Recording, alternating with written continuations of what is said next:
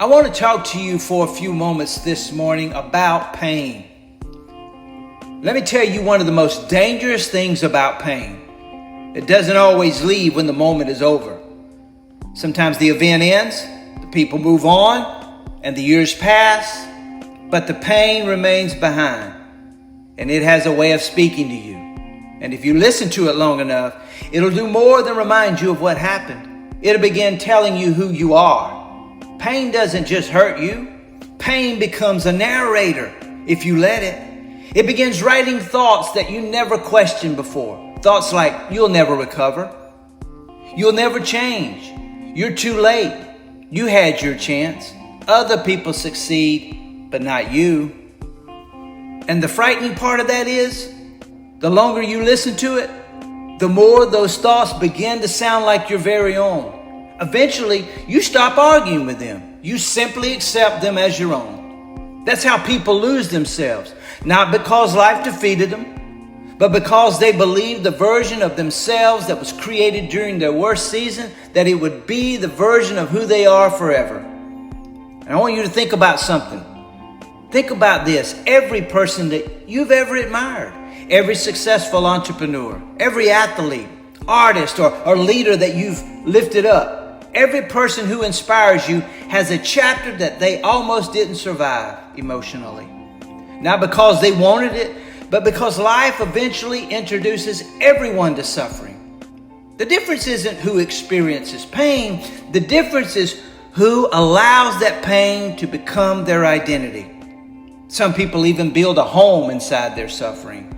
Years pass, but they're still living there. They still talk about those things that happened. They still talk about the failure. They still define themselves by something that happened years ago. It's as if life kept moving, but they never left that chapter. Other people do some things that are different though. There are some people who will stand up and do something different. They may carry the scar, but they stop carrying the story. There's a huge difference there. A scar reminds you of where you've been. A story decides where you're going. You can't erase your past, but you can absolutely choose the meaning that your past has had over your future. That is one of the greatest powers you will ever have. Right now, somebody who's listening to this believes that they've missed their chance. Maybe you're 22, maybe you're 30, maybe you're 40 or older, maybe you're 50 or 60. Age doesn't matter. Regret sounds the same in every language and every age. If only I had started earlier. If only I had made different choices. If only I had not wasted those years. But let me ask you something. How much of your future are you willing to sacrifice trying to change a past that no longer exists? Think about that. The past has already taken enough from you. Why are you still giving it permission to steal today? At some point, you have to decide that what happened to you will not be allowed to keep happening. Those things that happened once, stop reliving it every single morning, every single day. The opportunity was missed once, stop missing it every single day, because other opportunities will come your way. But you're still living in the past. You're holding on to that, and you miss those opportunities that are before you. The mistake was made once. Stop punishing yourself for it every single day. You can't return to yesterday and rewrite what happened, but you can stand up today and refuse to let yesterday write what happens next. Your pain may have had a voice, but it doesn't get the final word. The Lord God Almighty in your life does.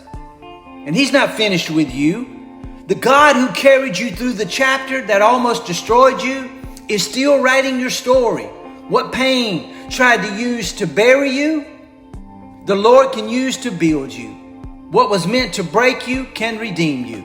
And those years that you thought were wasted are not beyond His power to restore. So stop asking, what would my life look like if I had started sooner? Start asking, Lord, what can you do with the life I surrender to you today? Because with Him, you're not too old, you're not too late, you're not too broken, and you have not missed every chance. God still has purpose for your life. Purpose is still in front of you. Yes, let the scar remind you that you survived, but let it also remind you of the Lord who kept you when you didn't have the strength to keep yourself. You survived because his hand was still on you. You survived because his purpose for you was greater than the pain against you. You survived because that chapter that wounded you was never meant to be the chapter that defines you. The past is already taken enough. Don't give it today.